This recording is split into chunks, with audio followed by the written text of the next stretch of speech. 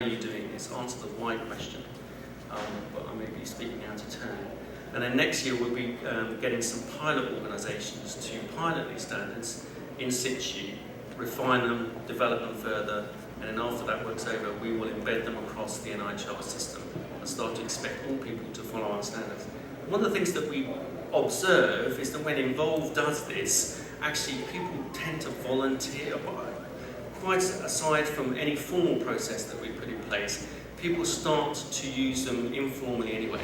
So I've already been to parts of the country where actually those standards are being adopted, or people are thinking, well, let's run with these, let's see how they work for us. And that's really, really helpful. That sort of iterative approach is really, really helpful to us. So embedding those standards is going to be, I think, one of our key challenges, and then putting some concrete measures behind them so we can say, yes, you know, this organisation or this group has really achieved good communications in public involvement as part of public involvement there.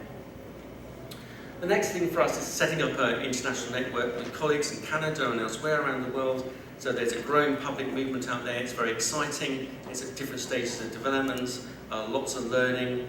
There are other international organisations. They tend to be focused on very specific aspects of research, like medicines development, or I want very much something that's much more in keeping with the spirit of public involvement, which is around decision making, which is about democracy, which is about patient voice. And so this is about bringing people together to think about how we can work better together across the world to develop good approaches and share good practice and share learning. And we're going to be doing the inaugural meeting of that on the 27th of November before our Involve conference this year.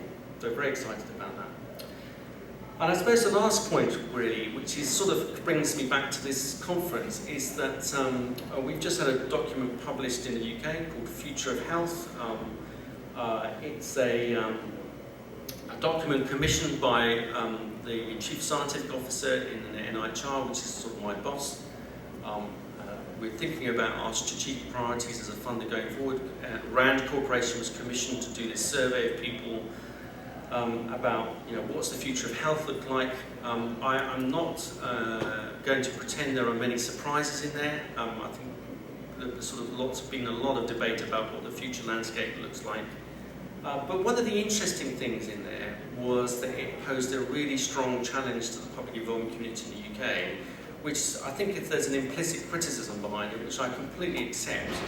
And so, and that challenge, that criticism would be that actually we've, in both our community terms but also methodological terms, we've developed one approach which has been fit for purpose for a certain set of scenarios.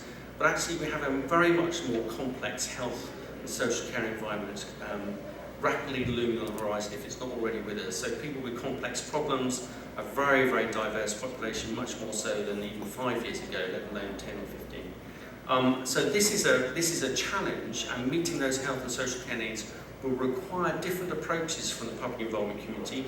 It will need less about the individual and more about the community, and how are we going to do that? How are you going to engender sort of community involvement, participation in the work that we're doing, so we get the right answers that are going to help us meet those challenges. So I think that's going to occupy us. I think we are feeling a little bit, well, heck, this is a massive, massive question. How do we begin to approach this? And there'll be a series of meetings and workshops over the rest of the year to try and determine at least a way forward. But that's exactly the sort of place I think that we can learn from you guys in, where I think you've done some good work around community involvement and equivalent. So I am going to finish there. Next slide. Thank you very much for listening to me. I hope you got something from that. I'm very happy to answer questions. I'm not here the whole conference, but I'm going to be networking and joining you over food and coffee when I can. Thank you very much.